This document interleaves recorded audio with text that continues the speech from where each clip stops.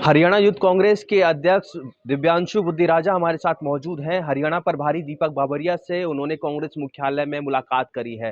Sir, Lok Sabha चुनाव जिस तरीके से विधानसभा चुनावों की बात करें, इसमें भी आपने यूथ को लेकर बात कही थी कि युवाओं को मौका देना चाहिए। लोकसभा चुनाव नजदीक है, आपने जो प्रभारी हैं, आपके इंचार्ज हैं, उनसे एक बड़ी मुलाकात दिल्ली में की है। क्या युवाओं को लेकर बातचीत हुई है कि युवाओं को मौका देना चाहिए लोकसभा चुनाव में?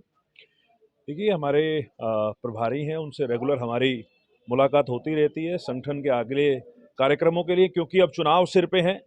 तो लोकसभा और विधानसभा चुनाव को लेकर पार्टी की क्या रणनीति रहेगी, युवा कांग्रेस को किस प्रकार के आगे के कार्यक्रम दिए जाएंगे, तो उसको लेकर हमारी जो है आदरणीय प्रभारी जी से मुलाकात हुई है।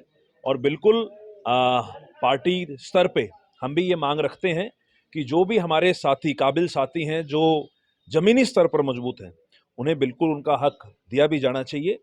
और लोकसभा और विधानसभा चुनाव में नौजवान साथियों को जगह देनी चाहिए, क्योंकि कहीं ना कहीं पिछले जो चुनाव हैं, अगर हम राजस्थान, मध्य प्रदेश, छत्तीसगढ़ चुनाव की बात करें, तेलंगाना चुनाव की बात करें, तो ये देखा गया है कि जब जब जहां जहां नौजवान चेहरे को पार्टी ने मौका दिया है, तो लोगों ने उस चेहरे को पसंद किया है। तो मुझे लगता है कि बिल्कुल पार्टी को नौजवान चेहरों को आगे लाना चाहिए। तो किस तरीके से देखते हैं सर, लगातार आप युवाओं की आवाज भी उठाते रहते हैं। प्रदेश की बात करें, हरियाणा प्रदेश की, आप अध्यक्ष हैं हरियाणा के, तो युवाओं को लेकर सर आगे किस तरीके के आपके ग्रुप लेकर आएंगे? देखिए, हरियाणा के अंदर मैं बार बार एक बात कहता हूं कि आज हरियाणा के अंदर सबसे बड़ी समस्या बेरोजगारी की है।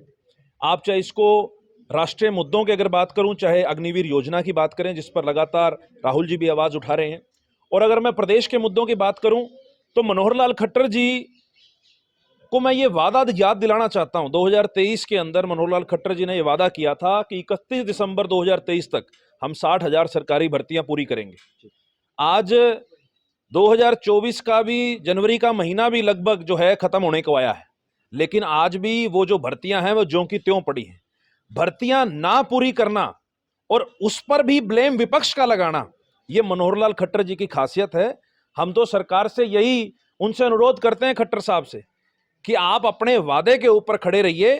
जो आपने बात कही थी हरियाणा के नौजवानों को रोजगार देने की, उसके ऊपर खड़े रहें और नौजवानों को रोजगार दिलवाया जाए। सर, लोकसभा चुनाव और उसके बाद हरियाणा में विधानसभा चुनाव, युवाओं की किस तरीके से भूमिका रहने वाली है? कल एक बड़ी बैठक भी दिल्ली में है, आप लोग युवाओं को लेकर आप भी उस बैठक में मौजूद रहेंगे।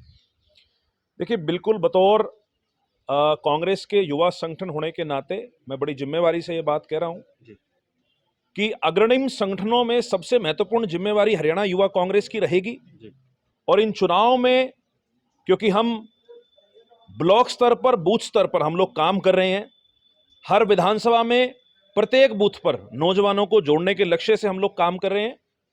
और अभी हाल ही में हमारी एक बैठक है, उसको लेकर जो पार्टी का निर्देश हमारे लिए हुआ, युवा कांग्रेस के लिए हुआ, उसको बखूबी हम निभाएंगे। बहुत बहुत धन्यवाद सर, खबर तक से बातचीत करने के लिए।